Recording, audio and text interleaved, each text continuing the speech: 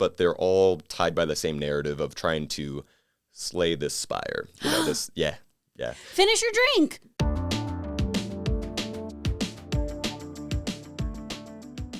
Hi, everybody. I'm Amy Newman. And I'm Chris Carr, and we are Two Filthy Casuals. And we know that getting into a new fandom can be intimidating with all the gatekeepers out there. It sure can. And that's why on this podcast, we have a super fan come on, and that way they can tell you all about their fandom, not your fandom. Wow. Maybe your fandom. Maybe yours. Could be.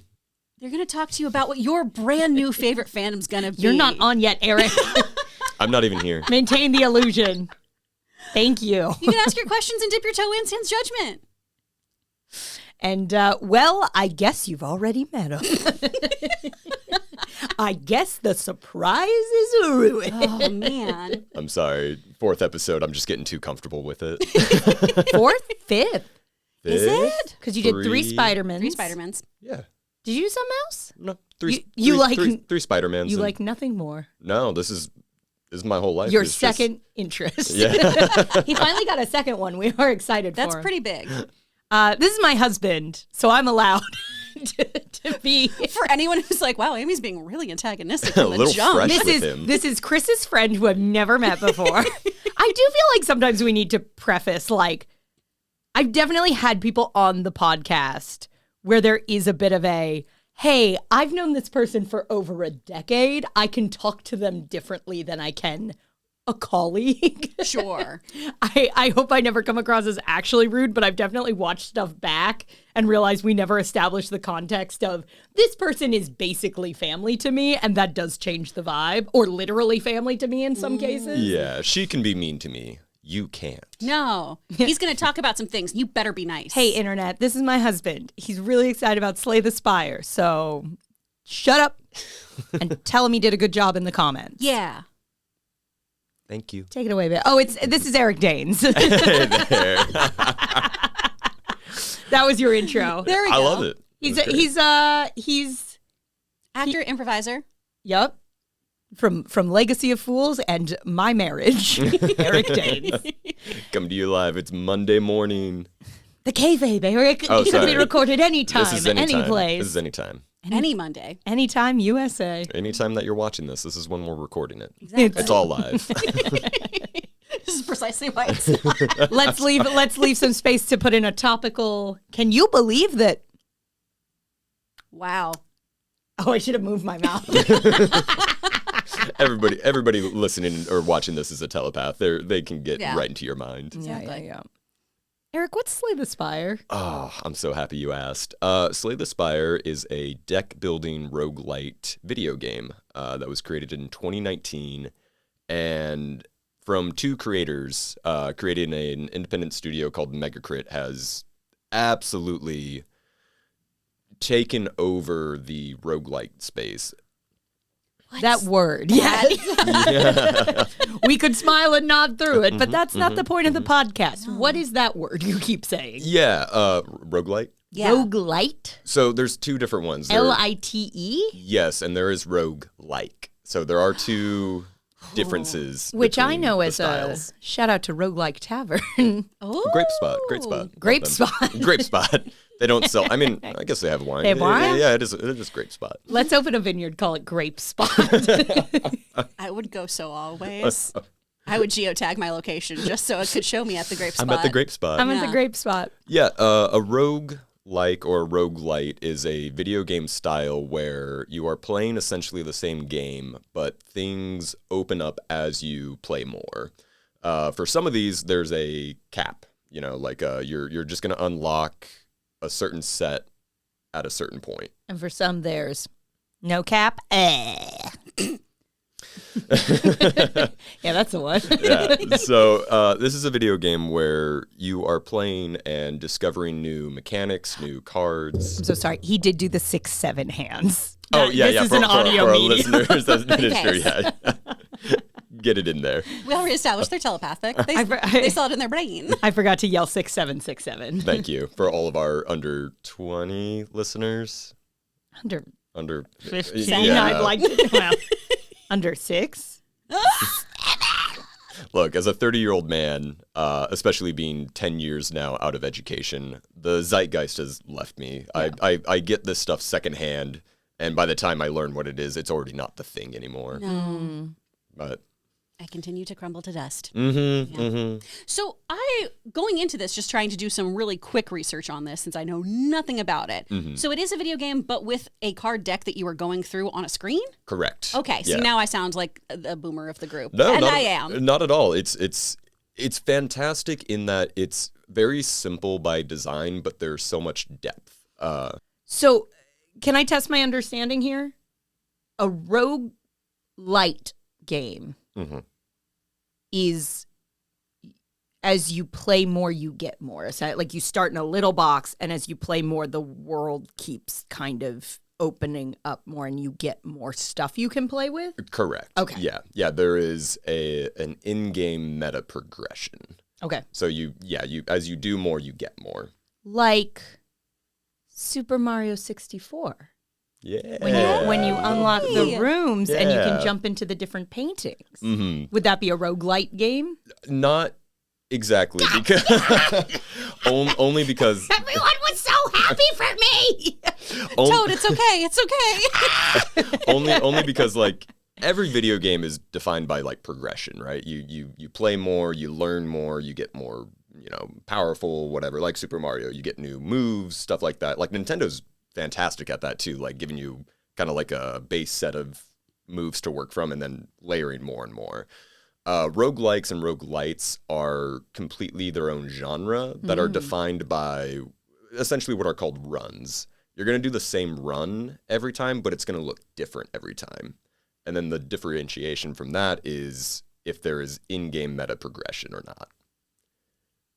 Don't worry about it. It's not, no, I will worry. It's my business to worry about it. That's okay. That's okay. I love when I listen to a podcast episode and wrap up and go, no one understands anything we talked about. So, okay. A roguelite, Mm-hmm. you're doing the same thing over and over again. That's part of the definition. Mm-hmm. But as you play, is it worlds or is it things you can do that open up? Unlockables. Like in this game specifically, you'll unlock more cards until you hit a cap on those are all the cards you've discovered. So more things you More can things. do, more moves you can play. Correct. Not just a video game where you're going, oh, I completed this level, so I get a next level. Right. Okay. Exactly. Yeah. So are roguelites and what's what's the difference between a roguelite and a roguelike? A roguelike is just what we talked about. I thought that was a roguelite. No, and that's why I hate that they didn't come up with like a totally separate word for it. And none of this feels related to a rogue? They're only called that because traditionally they're dungeon crawlers Okay. to some kind of degree. So, Okay. you're going through the dungeon. I mean, you could just use that as a bit of an overlay for all of this. But say you have something like, like Hades. You are unlocking new weapons, but the run itself, the dungeon doesn't change. However, with those unlockables and your choices, the gameplay will change. Okay. Like Dungeon Daddy. Correct. Okay, Yeah. cool. Yeah. So a roguelike versus a roguelite is defined by what? Meta progression. A rogue-like. Aren't you excited though? Because normally when you do this at home, I just go, But here, because we're being recorded, I'm like, no, I don't understand. Explain it again. I'm just happy as a man that I get some space to talk. Oh, you know? finally. It's about time. A straight- We gotta carve it out A straight white man speaking in the video game Yeah. sphere. on a podcast. So the people sigh and scream, finally. a rogue like is essentially is just a dungeon crawler. You're plopped in, you have everything at your disposal, and you're playing with those tools. A Okay. rogue like means you're probably gonna die and fail, but as you do, you're gonna get more stuff that's gonna help you in the ultimate grand scheme of things to get to that cap. Okay. So it's essentially like, are you unlocking stuff, or is the game just laid out as it is? All right. Okay. Yeah. And this is the unlocking stuff variety. Yes. A roguelite, Yeah. not a roguelike. Correct. They really did need Nailed a different. Yeah. Like The fuck that. Listen, I Respectfully. I Hey, am- video games? We got notes. But yeah, Slay the Spire itself is a video game where you essentially are dungeon crawling through a set of 3 acts divided by 20 floors each act leading up to a boss of that act. So what you are trying to do is you start at floor 1 with a very basic deck, strikes, defends, and you have different characters that do some different stuff, so they get like some specialty cards to start out. But every floor you climb, you're making choices of, am I going to do a monster encounter? Am I going to take a random event? They have campfires where you can either rest to heal or upgrade your cards to make yourself stronger. But essentially, you're trying to build a better deck to answer what you need in the future. Okay. Is there a narrative structure that pairs with this, or is this mostly kind of choose your own adventure, you're going on your own quest specifically? Yeah, it's kind of funny because the lore is not narrative, right? There's a storyline, kind of. Are you a guy or are you just you? You are a guy. Okay. Or you're a gal. Oh. There are 4 different characters you can play as. All of them have their own idiosyncrasies, but they're all tied by the same narrative of trying to slay this spire. You know, yeah. Finish your drink. He's got the Celsius today. I know, if you see me jittering, that's why. It's okay, pass it here. You want a hit of that? I got it. Yeah, can I She needs her medicine. Let me hit your cells? But the lore itself, it's so... That's good. You are sweating. She stopped shaking. It's weird. It had caffeine in it, but... Crazy. But the lore and the story, it's not heavy-handed. A lot of it you're getting from details as you go through. Essentially, this is a forever, how do you say? Not hell. What's that? Purgatory, right? Where you're picking up like little things here and there, but the narrative is not what makes the game special. But it is, tied into the story of sorts. So it starts out with this old whale called Meow. And this whale has some beef with the Spire. And so... Is the Spire kind of an entity? A little bit. The Spire is like its own thing that has corrupted anything in it, but there is no escape. It is headed by... this is going to be spoiler heavy, but... Banjo. This was... Why'd you put the banjo so far away? Because I didn't want it in the shot. I'll add it in post. Okay, everyone hold for banjo. Now hold for the banjo to say something topical. Oh. Wild. Banjo. I don't think that's as popular a take as you assumed it would be, banjo. Banjo needs to see HR. We'll see we'll let the comments decide. Go on. Niao, this old whale, is locked in a forever battle with this Spire, can't get out. So the whale is a she. That's why she couldn't operate on you. The doctor was the whale was your mother, and your mother is a whale. Yes. Ooh. Oh. Accidentally your mom burned in there.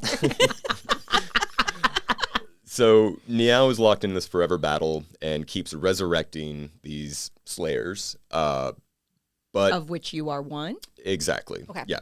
You keep getting resurrected to battle the Spire. That's where all the runs kind of happen from its start point. But you never win. You do, but you don't.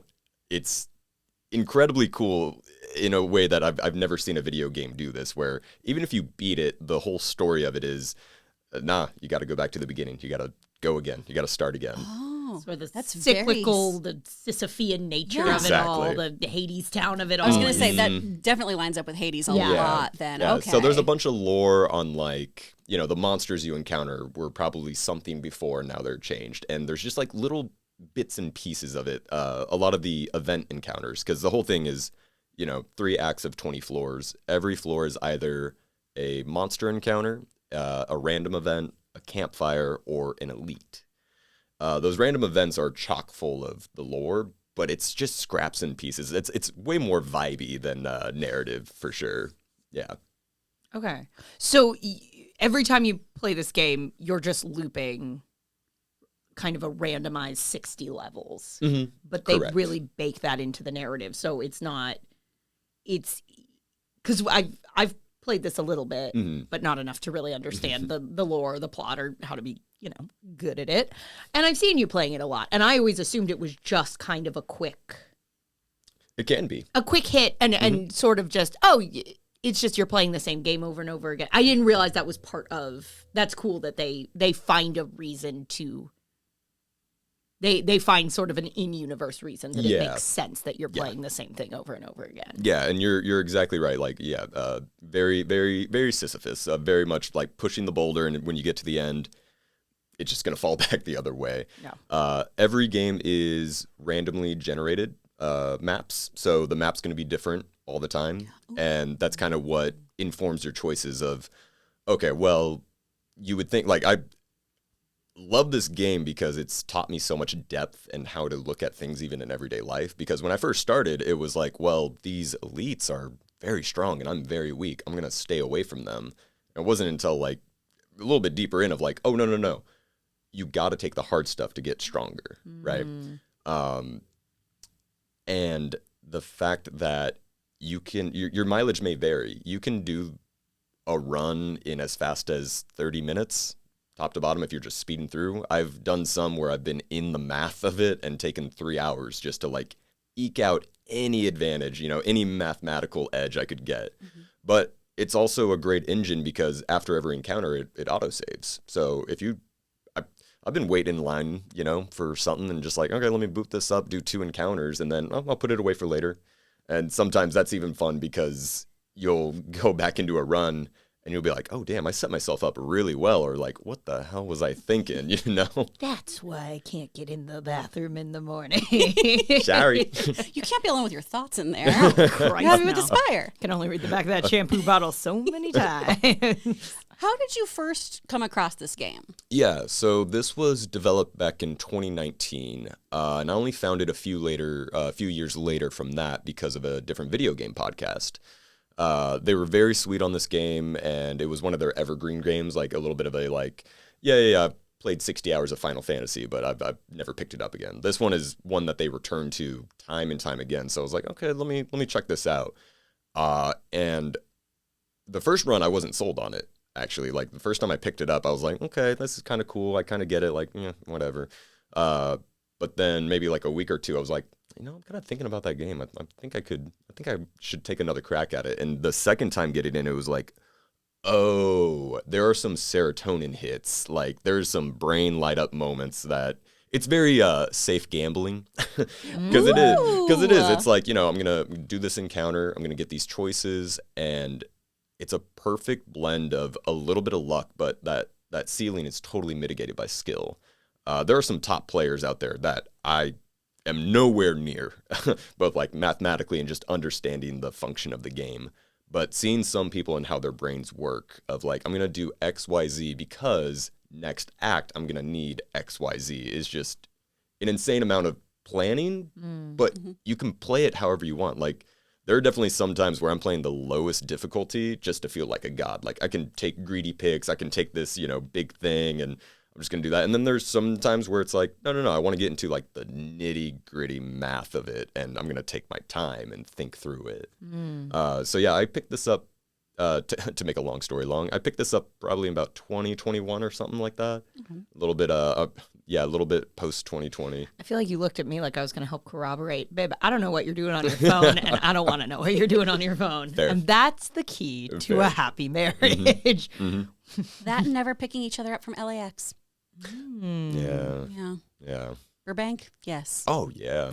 That's lovely. I mean, yeah. I just drive that loop for fun. It's just sweet. Hit Panda Express. There's a great time. There's a Sansai over there? When's the last time you had Sansai? Not very often. Hey, babe. Yeah.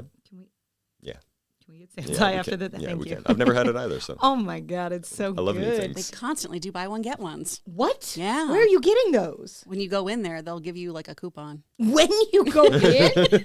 That's terrible marketing. I'm already sold on buying two. You Sansai marketing. Amy here. Know you're a fan. Big fan too. I love that salad that's like cabbagey. I haven't been in years. If you sent me a buy one, get one, I would go. You would. But if I'm walking in with my husband, I assure you, we were already planning on buying two. You got us on the hook, babe. Take it. give me a buy one, get one to lure me in.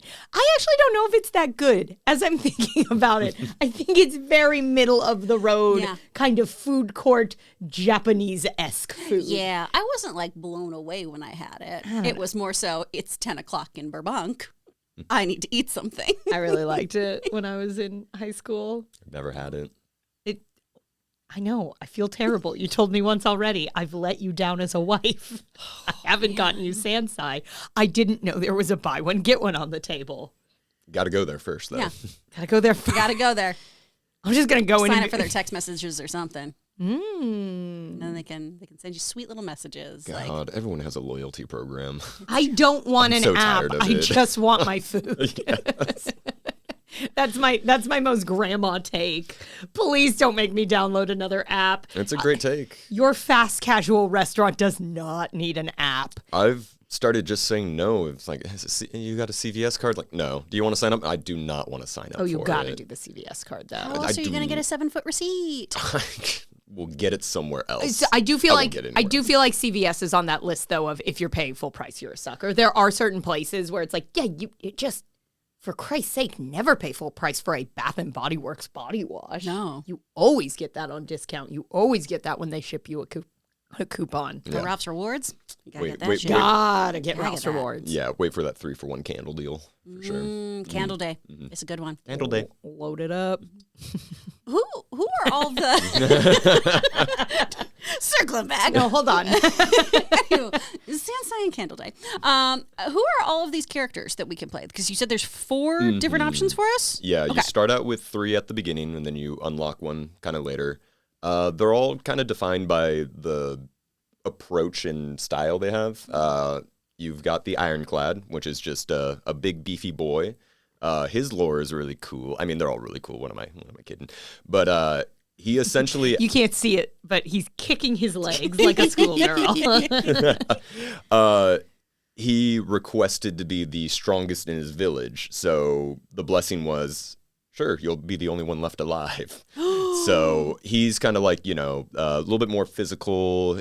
His deck startup is a little bit different than the other characters, way more strikes, way more aggressive. And each character starts out with their own personal starting relic.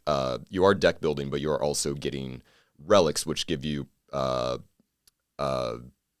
buffs, permanent buffs. So his is the Burning Blood, which means he's going to heal 6 health after every battle. So it kind of like gives you an edge to go like, okay, I'm going to hit and get hit back, but I'm going to recoup. So I'm going to just be super aggressive, monsters, elites, very, very into it. Totally differently, you have the Silent. She's a gal. She wears this. And what a gal. And what a gal. I mean, listen, the fan art is great all across the board for all these characters. Oh, she's slamming jamming. Yeah. She a little cutie pie. Yeah. How caked up we talking? Delete the game. But the Silent is totally opposite of that. Her starting relic is, are you looking it up right now? Hot and silent, dream woman, am I right, boys? Go on. I'm just looking up the hotties. Yeah. People tend to embellish some things here and there, but what? What am I looking at? well, look for the fan art. Like that's very traditional of the Spire art. Yeah, stuff like that. But y'all did. I was going to say, when she was just like a wee Cubone, that's... Y'all did take a woman whose face you can't see and went, what if? But maybe. What's under the mat? Yeah, honestly, there we go. That was kind of my power when this was an audio-only medium. She could be. No, she There's does. just no way to know. She wears a bone mask, much like Cubone. That it is funny because like that's the lore narrative of like you start making these connections. The skull itself is actually the skull of an elite that you can fight. And I even made that connection of like, wait a second, that's the same thing. It's like, oh yeah, because she's done this before and stuff. But she's totally different from the Ironclad because she doesn't get healing. But what she does do is your turn 1, her relic Ring of the Snake allows you to draw 2 more cards at the beginning. So you essentially start with 7 cards in your hand instead of 5. And guys, when I tell you there's a lot of boring math, there is, but they made it fun because this game too relies a lot on timing and having what you need when you need it. Is this all just a ruse to get me to learn my times tables? You're so close to getting out of sevens. You're so close. I can't wait to blow your mind with the trick of nines. What's your... What's 9 times 1? Oh, you tried to show me this once, and it is so not how my brain works. Yeah. Wait, I don't know what this is. So you take your fingers, and let's say, like, multiply a number 1 through 10. Which one do you 1 want? through 10? Yeah.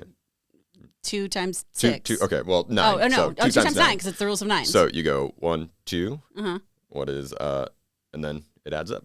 Oh. So you put 2 fingers down. Mm-hmm. Yeah, that's not how my brain works. 3, 27, 4. I think he's doing gang signs down here. That's why I'm not doing them on camera. I'm just convinced I've memorized some numbers and how they come together. See, my trick of 9, and I tried to explain this to you, and you were like, Amy, what the heck are you talking about? Was, okay, so let's say it's 4. 10 minus 4 is 6, and then 4 minus 1 is the first number. Why? So 9 times 6 is 54. You know what? And this is the beauty. Because 10 minus 6 is 4. Right. And then it's 1 down. So the second number is... It's extra you're multiplying arithmetic, a number but it times makes 9. sense. Mm-hmm. The second number is 10 minus the number you're multiplying by 9. Mm-hmm. The first number is 1 less than the number. Okay. So 8 times 9, 72. Okay. Does that make sense? Yeah, I guess. See, everybody's brain works differently. Everybody's brain works differently. And Chris is over here just like, I got a calculator on my phone. I think I memorized numbers. I really do. It's just like how I learned how to read. It was just me tricking everyone, being like, no, I just memorized it. Oof. So a lot of math in this game. A lot of math. Yeah, because... Do you have to math, or is that a next level thing? No, that's totally a next level thing. You can totally play this as, a little bit more RPG centric of like, I'm just going to take cool cards and I'm fighting. Where do the numbers come into play? Yeah, so the design of this game, something very unique and pretty unique to this game is whenever you're fighting an enemy, you'll always know its intent. You'll always know how much it's going to hit you for. You always know if it's going to buff itself or debuff you. Mm-hmm. There's a relic at some point that'll take that away for some extra buffs. But for the most part, you know what's coming. So that's going to inform your choices of what cards you're going to play. Am I going to play some defense to limit that attack coming in? Am I going to hit it? Because killing is a very effective way to block. So you'll always know what's happening. So that's where the choice comes in. What do you want to do? Do you want to hit it a little bit? Do you want to defend? And, maybe you built a deck that relies on setting up. So you're just doing a tons of block while you're giving yourself buffs. And then all of a sudden you're powerful and kill it in one turn. But that turn doesn't happen until, 3 or 4 into the fight. Okay. So the math basically happens all the time on a micro level in that way. But it's also defined, this game is defined by snowballing. You're trying to get as strong as you can, as quick as you can, so you're not just bleeding out and your run is done in the middle of Act 2 or something. Okay. Mm-hmm. How does this game compare? Because I feel like, and maybe it is just it's a dungeon crawler, that it's a kind of adventure game. I feel like I get some D&D vibes from it. Just in sort of but maybe that's just general game design of some characters are good at things and some. A lot of that will just harken back to D&D. Yeah. But kind of the battle via some math brain, that idea of, this character is sort of this type, which makes them stronger at these things, weaker at these things. I feel like I see a bit of crossover there. 100%. Yeah, and I think the main thing that they share is action economy. In D&D, you're making moves, but you only have a limited amount of moves. In this game, that's the same way. You can play cards, but every card has an energy cost. Typically 1 through 3, but there are some that are like 5 energy to play. And you start out with 3 starting energy. You can spend that energy however you want, but you essentially start out with 3 moves. You can pour them all into strikes. So, strike, strike, strike. You can pour them all in defense, block, block, block. Or you can do some mixture, depending on what you want to do and what your goal is. So, yeah. And the class differences is for sure a big, big shared characteristic. Because, again, these characters are different. And we haven't even talked about the other two that are radically different from the first two. Yeah. Tell us about those. Oh, the third one is my favorite. Ooh. It's called The Defect. He is a robot boy. Is he hot? Yeah.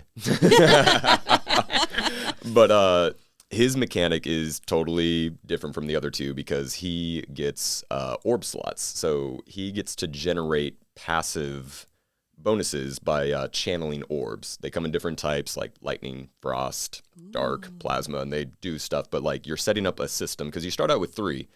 But very fast, you can spin that out. I think you get a maximum of 10 orb slots. So you can like juggle all these different orbs and your timing of like, okay, do I evoke and activate this orb for, additional block or additional damage, or am I sitting back on the passive bonuses?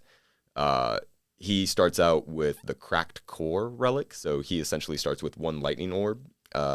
You can either sit back and get 3 passive damage, totally great, or you can evoke it and get 8 damage. But you're always deciding when to do that. Crack Core was a workout DVD I owned in the mid-2000s. That's intense. Nice. Yeah. Nice. Oh, I tried it once and never again. But get that core cracked. But he is my favorite because, a lot of this game, too, has, like, a lot of fun tongue-in-cheek kind of stuff. Like, he's got a card called Compile Driver. Yeah, stuff like that. But he's defined by essentially building the system. And you don't have to. I mean, he's got some cards in his pool that you can totally ignore orbs. There's stuff that will actively take away the power from orbs, but you're probably getting some other stuff. Like you are getting strength and defense bonuses. Okay. So you can essentially make them like a robot killing machine in that way. But I love that because, you're building systems and juggling, and that's where the real brain light up comes of like, oh, I can make these numbers big. Nice. And then fourth one? Fourth one, you unlock after playing it for some time. You got to unlock some stuff, but she's called the Watcher. She has a mechanic where she can enter a state called Wrath, where she is dealing double damage. But while you're in that state, you're also taking double damage. Oh. And so you got these different stances, Wrath, and then she's got another one where you're essentially, it's called stance dancing. That's what the Redditors and everything call it. So again, you're timing out of like, okay, I'm going to enter Wrath. I think I can kill this thing either this turn or next turn, but can I do that before it hits me hard? So a lot of people call it like the most broken, easy character because it is a crazy mechanic to be able to just dish out that much damage. She's very, very... Yeah, do it without dying. Yeah, exactly. And that's the whole game. Oh, whoa. Whoa. Isn't that all of it, really? Mm-hmm. Isn't that life? And that's just... do big things without dying. And that's just it. Let me tell you what my favorite thing about this game is. Please. A lot of people fall into the trap, I did too, when I first started, of like archetypes. The Silent. She's got a couple of different damage options between like shivs, small knives, poison to poison them, and, discard and redraw mechanics. And the trap I fell into that a lot of people do when they start is, oh, I love this archetype. I love poison. I love, give me a deadly poison and then a catalyst to, all of a sudden hit them for 300 poison. You're never guaranteed these cards. So falling into an archetype, if you're waiting for something, you're going to bleed out. You really have to work with what you're given. Much like in life, you're just going to have to deal with what you got and make the best of it. And you get some really cool synergies with like, oh, I never thought about this card interacting with this, or this relic giving me this buff that all of a sudden makes this insane. So it's a fun exercise in planning ahead, getting what you need. Sometimes you need more damage. Sometimes you need blocks. Sometimes you need scaling, like making yourself more powerful. But since it's not guaranteed, you're making the best of it and just hoping that it comes together. And that's where that skill can really come in place. I've seen some of these top players do runs and do stuff that I've never thought of before, of interactions, and you're just kind of rolling with the punches, quite literally. That's awesome. It's a really cool blend of like super numerical thinking mixed with non-lateral moves. That's really, really interesting to get both hemispheres of your brain going. Yeah, wow. Exactly. How does it compare to, and not to get into the weeds, because it can be weedy. Yeah. It's this is a whole other episode. But I feel like you fell in to this, and then a few years later started getting into Magic the Gathering. Yeah. And I feel like I saw someone playing Magic the Gathering as an app on a phone, and I thought it was Slay the Spire for a minute. Where do the two... Is there overlap, or are they very different mechanics? Because I still don't... Look, we'll do a Magic the Gathering episode someday if y'all want it, but that is one my brain... That's a massive My one. brain will not absorb the information of what that game is. I know nothing of it except that it's a card game. I try so hard. I feel like you finally just relented to, if you want to talk to me about Magic, you're just like, look at this little freak on this card. And I'm like, and then that's kind of the end of what that conversation, because I will try, but you will explain something for 20 minutes and I'll be like, okay. What? Like, it just doesn't, it's not how my brain works. I would treat them like Pokemon cards where I just collect them and look at them. I mean, they're pretty. That is a totally like viable way. I do play Magic the Gathering, and when we have a more casual night, we all have decks where it's like, this isn't optimal, but I like these little freaks. You know, just take your cards and make them kiss each other. Yeah, like I got an otter deck that's like not strong, but I just like them little otters. There Take them out to WeHo. They have a great time. There is a lot of overlap. There are some key differences. Magic the Gathering, you're going in with your deck already built. You know what your deck is, and you are playing against other players. Slay the Spire, you have a starting deck. It's typically composed of like 8 to 10 cards, and you're building off of that starting deck as you go through. But this is not player versus player. This is just you versus the Spire, which is, again, like that same dungeon, just randomly generated.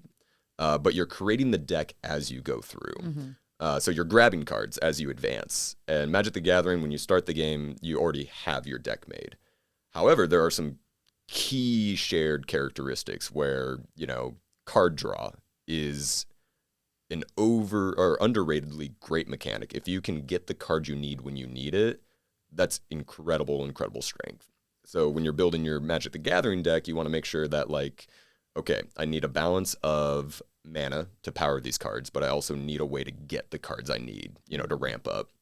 And Slay the Spire, you're going to be looking for that, but it's all about the timing, because at the very beginning, every character has some type of card draw card. But you don't need it at the beginning. What you need is a way to kill these stronger enemies fast. So you're focusing on finding damage, or if you're greedy like me, fun gambling, safe gambling, you might have a favorite card that pops up, and you're like, I'm gonna snag that because I'm not guaranteed to see that again, so I'm gonna grab it. So yeah, a lot of shared stuff, but key differences. Different core mechanics, sure. Would you ever want an extended version of this game, of this lore, or is the appeal of it that it is these 3 levels over and over again? Yeah, the gameplay itself is pretty perfect. There is a second one coming out very, very soon, next month. That is very anticipated. It's the number 1 wish list item on Steam right now. Damn. What do you want to see from that that's different from what you've gotten thus far? It's so hard because, again, this first one, it feels so perfect. I don't know how they can build on that. I guess just more of the same. I don't know if that's a boring answer, but I want more cards. I want more interactions. I want new relics. They're also doing a lot of cool stuff with the ending of the acts, radically changing the game. So instead of like the same 3-act structure, you're essentially going to path out differently. Oh, that's by choice rad. as well. So it's just like going to be a bigger, more in-depth version. So maybe a little more of a weaving map than just 1, 2, 3. Okay. Yeah. So instead of like linear, it's going to be a slightly more branching, again, based off of your choices of do I go here or there. So nice. Well, they've earned my trust. They've done a bang-up job on this. They've turned it from a 2-person indie studio into a much bigger operation. So they've built up a lot of goodwill. Very cool. And that comes out next month? Next month in March. So I'll see you in June, approximately? Conservatively, yeah. Okay, that feels fair. I'll miss you. Yeah, and we got 2 bathrooms, so I guess we'll be fine. I was going to say, I was like, man, it's going to be rough for a while. Yeah, to wrap up that thought, like, it is coming out next month, but it is going to be early access. So this is the first version that they're still going to build on, because a lot of what they needed was player feedback from the first game. Okay. This is the first game I'm ever going to do that for. I typically don't do early access. I like to see the game polished and finished and as intended. Same. But this is a bit of a I wanna be a part of the sausage getting made. So yeah, there's all kinds of different avenues for feedback that I'm now going to be a part of. And drop in the bucket of many players, and it's very exciting to feel like a collaborative part of it in a very small way. Like they've done 99% of the work. It's just. This works, this doesn't work. This is a bug I encountered, but it's kind of cool. That's very exciting. Yeah. That's so cool. Anything else you want to tell the people about slaying that spire? Check it out. If it's doesn't sound like your thing, I would say just check it out. Give it a few tries. Just know that failure is a part of the formula. You're going to fail and die while learning this, and I think there's just a lot of life lessons you can take from it, which is very, very cool. Hell And yeah. shout out to one of your sources, Yeah. which I thought was very cool. Yeah, I had reached out to the development team, and I got a hold of somebody, and they're answering some questions, some personal ones I had about the development of the second one, the first one, and got a little press kit and made sure all my facts were right before coming on. And that's also very cool to feel like Damn. an independent studio of something so beloved still has the time to talk back. It's cool. They're doing a good job. I love that. Yeah. Well, thanks, Eric. That's highfalutin, Mhm. especially for this pod. Mhm. Damn. Mhm. Well, guys, check it out. Even if you're like me and you don't understand what math is, give it a go. Do it. Eric, where can people find you? Yeah, you can find me at Viva La Danes on Instagram. And if you're ever looking for LA Improv, you can find me improvising with Big Yellow Taxi. And And Legacy of Fools every Tuesday night, live on Twitch at 8 o'clock. there you go. And as for us, you can find us wherever you get your podcasts. You can find us on YouTube. You can find us on social media at Two Filthy Casuals Pod. And you can find us on Patreon. If you want more content, we have at least 2 bonus episodes coming at you every month. So become a Filthiest Casual at patreon.com/2filthycasualspod. Thank you, honey. Yeah. Thank you for being a part of the Nepo run of this podcast. My brother and then my husband. It's perfect. Get my parents in here next. Oh my gosh, I can't wait. Debbie, if you're listening. Oh, Debbie. We're coming for you. Oh, we still have to go on our girls' trip anyway. Last time I we don't hung think out- I was invited. she was like, I think you and I would be wonderful roommates and travel companions. I was like, we would be. We both want to go to bed at like 8 p.m. That's true. We'd have a great time. Freaking love your absolutely mom. would. Man. Also, shout out to Skymarker6 for writing in for this episode. Just saying, I'm so excited for this episode. I love Slay the Spire. We hope you enjoyed this. Found your burner account. Thanks so much for being here, guys. Yeah. Until next time. I'm Amy Newman. I'm Chris Carr. And remember, if you followed this fandom, you'd be home by now. Show me more smut with the Cubone lady. Okie dokie.